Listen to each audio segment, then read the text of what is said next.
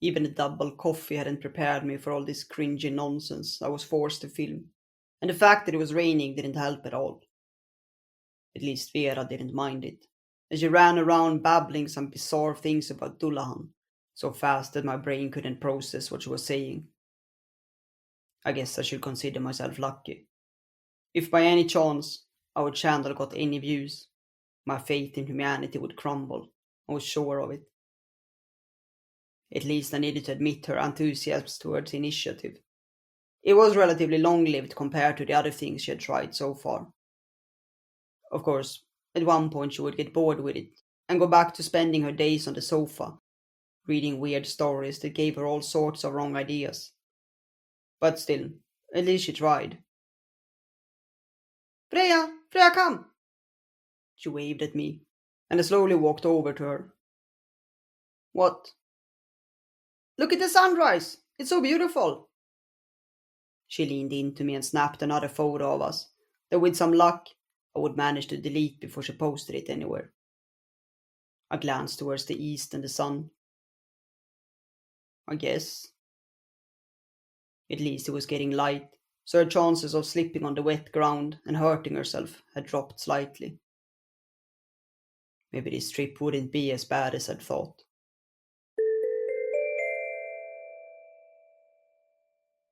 We walked hand in hand towards Ennistimon. I'd never expected it to be that far, but I really wanted to show Freya the waterfalls. She liked all the nature stuff after all, so I thought that she would be happy about my surprise. Just why did it have to be so far? The hotel we were supposed to be in, the one I had so carefully chosen for us, was so close to them that I could probably have seen the waterfalls from our window. It was a great compromise.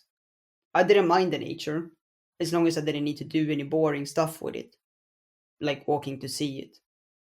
Being useless at most of the boring stuff adults were supposed to do didn't mean I couldn't make my girlfriend happy whenever I could, though. Like when I came up with this TikTok idea. I'd known for a long time that Freya loved me by then, but was too afraid to admit to her feelings and pretended to misunderstand every single confession I made. Luckily, I remembered a pretend relationship trope that I could use to help her overcome her trauma. With time, she would dare to open up to her feelings, if only she could think of me as her girlfriend. Plus, it wasn't too far from pretending we were girlfriends online to monetize our channel. It was a win-win scenario.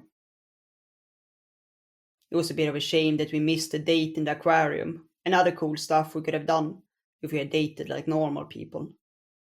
But at least Freya had finally accepted her feelings and overcome her dark past that had prevented her from accepting love.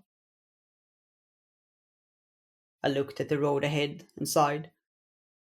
Freya, how much longer do we need to walk? I groaned. Around 10 minutes. We're almost there. I blinked. How could someone put 10 minutes of walking and almost there in the same sentence?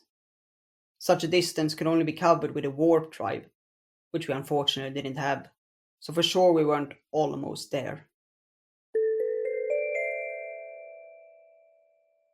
Vera almost collapsed in the middle of the road, and I needed to resort to bribing her with her favorite candy to make her walk to town by herself, rather than being carried on my back. But not to my surprise, as soon as we reached the town square, she pulled out her phone to film, totally forgetting about how tired she had been just a few moments ago. I sighed. I had gotten pretty used to her sudden mood swings, but considering the fact that I had actually considered carrying her here, she should show some gratitude. If I had ever wanted to get myself a pet, I dropped that idea a long time ago. I knew I needed to be careful now, and constantly keep an eye on her. This place looked like the perfect tourist trap, and she looked like the perfect prey for any con artist who would try to sell her something we didn't need. Especially when she engaged with them first, trying to get an interview for our show. I could only imagine what sort of nonsense they would spin if they realized that we were after Dullahan, and how much all that stuff would cost me. The moment we were done filming, Freya took my hand and led me away from the town square. I wanted to look around before we went to the waterfalls, but I didn't have the heart to oppose her excitement to see them.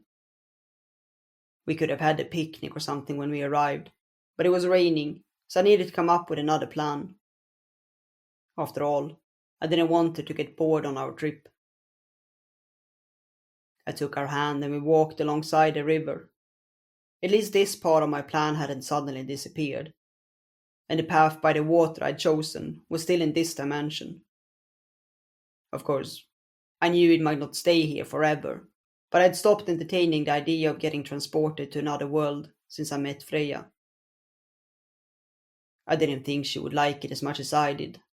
She had a real job that she liked, and most of the people who found themselves in another world were similar to me, so they didn't have anything in the real world that they would miss. Except for food, maybe. The thought made me hungry, so I tried to sneak my hand into Freya's pocket where she kept candies. She pulled my hand away and gave me a look. If you're hungry, you should have some real food. I looked at her, confused. Why? We dropped health and fitness Pinterest a long time ago. I had come up with that idea, hoping Freya would like it. She was sort of a fitness freak. Most of the time, she preferred to walk somewhere rather than take the bus, like most people would do. But it didn't work. It wasn't entirely my fault. I had correctly calculated that the baking time would take around 2 episodes to watch, but I hadn't accounted for the fact that there would be a special between them. After the fire alarm rang, Freya banned me from using the kitchen, and the project died out. I pulled at her sleeve. Hungry,